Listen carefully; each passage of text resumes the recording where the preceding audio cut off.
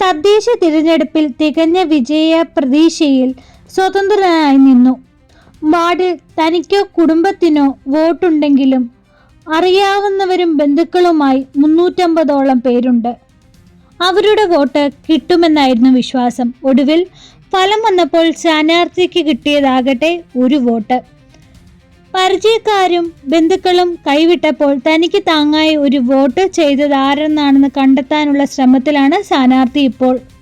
പത്തനംതിട്ട നഗരസഭയിലെ ചുള്ളിക്കോട് 24 വാർഡിൽ നിന്നും മത്സരിച്ച എബ്രഹാം PS എന്ന സോണിയാണ് തൻ്റെ ഏക വോട്ടറിനെ തേടി അലയുന്നത്. പത്തനംതിട്ട നഗരത്തോട് ചേർന്ന ഒരു മൊബൈൽ ഷോപ്പ് നടത്തുകയാണ് സോണി. തനിക്കോ കുടുംബത്തിനോ ഈ വാർഡിൽ വോട്ടില്ലെങ്കിലും 350ഓളം വരുന്ന പരിചയക്കാരെയും ബന്ധുക്കളെയും വിശ്വസിച്ചാണ് അബ്രഹാം മൊബൈൽ ഫോൺ ചിഹ്നത്തിൽ പോരിനിറങ്ങിയത്. ഇതിൽ 100 പേര് ഒഴിവാക്കിയാലും 250 വോട്ട് നേടി വിജയിക്കുമെന്ന് അദ്ദേഹം ഉറച്ചു വിശ്വസിച്ചു. എന്നാൽ ഫലം വന്നപ്പോൾ ഒരു വോട്ട് മാത്രം കിട്ടിയത്. ആരാണ് തനിക്ക് വോട്ട് ചെയ്തതെന്ന ആകാംക്ഷയിലാണ് അദ്ദേഹം ഇപ്പോൾ. വോട്ട് ചെയ്ത വ്യക്തിയെ കാണണമെന്ന ആഗ്രഹമുണ്ട്. എന്തുകൊണ്ടാണ് എനിക്ക് വോട്ട് ചെയ്തത് എന്നറിയുവാൻ ഭാവിയിൽ ഗുണം ചെയ്യുമത്. ജനങ്ങളുടെ സംസാരവും ആവേശവും കണ്ടപ്പോൾ അനുകൂലമായ തരംഗമുണ്ടാകുമെന്ന് ആദ്യം കരുതിയത്. അവസാന നിമിഷവും എൻ്റെ പേര് പലരും പറയുന്നു കേൾക്കുന്നുണ്ടല്ലോ എന്ന് വീടിനും അടുത്തുള്ളവർ പറയുന്നതോടെ വളരെ ആകാംക്ഷയായി.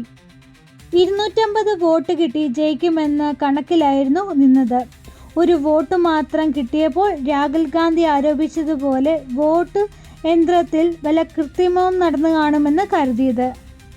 തിരഞ്ഞെടുപ്പിൽ മത്സരിക്കുമ്പോൾ ചില തന്ത്രങ്ങൾ ഉണ്ടാകുമെന്ന് ചിരിച്ചു കാണിക്കുന്നവർ എല്ലാവരും വോട്ട് ചെയ്യില്ലെന്നടക്കം കുറേ കാര്യങ്ങൾ മനസ്സിലാക്കുവാൻ കഴിഞ്ഞു.